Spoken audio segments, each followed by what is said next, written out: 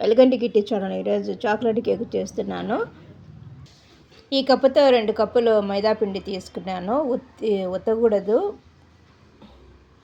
ఇలా వేసుకొని ఇలా అనుకొని తీసుకోవాలి. ఇట్లా 2 కప్పులు మైదా పిండి తీసుకోవాలి, జల్లి పట్టుకోవాలి. దీంతో సగం వరకు అన్నమాట. ఇంతవరకు కోకో పౌడర్ తీసుకున్నాను, అది కూడా జల్లి పట్టుకోవాలి. ఇది కోకో పౌడరు. బేకింగ్ పౌడరు స్పూన్తో 1 స్పూన్ తీసుకున్నాను.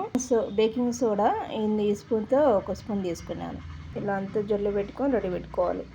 ఈ కప్పుతో 2 కప్పులు బటర్ మిల్క్ తీసుకోవాలి. ఈ కప్పుతో సగం కప్పు ఆయిల్ తీసుకోవాలి. ఈ ఆయిల్నే తీసుకోవచ్చు. ఈ కప్పుతో 1.5 కప్పు షుగర్ వేసుకోవాలి. వెనీలా ఎసెన్స్ ఇది కూడా వేసుకోవాలి. 1 స్పూన్ వరకు. చక్కెర కరిగేంత వరకు ఇలా కలబెట్టుకోవాలి. కొంచెం వేసుకుంటూ ఉంటలు లేకుండా కలుపుకుంటూ ఉండాలి. అట్లా పిండి పౌడర్ మనకు జల్లి పెట్టుకున్న పౌడరు ఇందులో వేసుకోవాలి. ఉంటలు లేకోకుండా కొంచెం కొంచెంగా కలుపుకుంటూ ఇలా కొంచెం కొంచెంగా వేసుకొని పూర్తిగా అంతా కలుపుకోవాలి. ఇది చూడండి బబుల్స్ వస్తున్నాయి. ఇప్పుడు మందంగా ఉండే గోళం తీసుకోవాలి. ఏదైనా తీసుకోవచ్చు, కుక్కర్లో అయినా కూడా. ఇలా సాల్ట్ వేసుకొని ఇలా ఒకటి పెట్టుకొని ఇది హీట్ అయ్యేంత వరకు పెట్టుకోవాలి. ఇది హీట్ అయింది. ఇప్పుడు ఇందులో కేకు పెట్టుకోవాలి. ఇలా అంతా వేసుకొని కిందికి పైకి కొట్టుకోవాలి.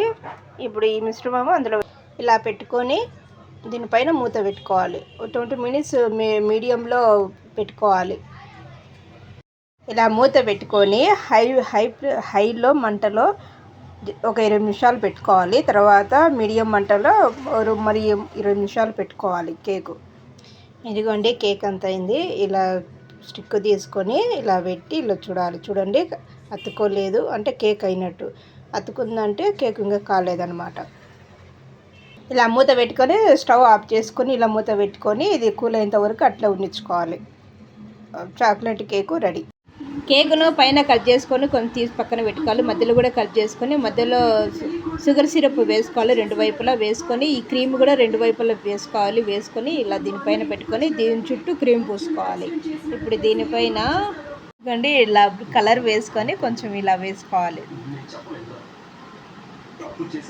ఇదిగోండి కేక్ అంతా డెకరేషన్ చేస్తున్నాము.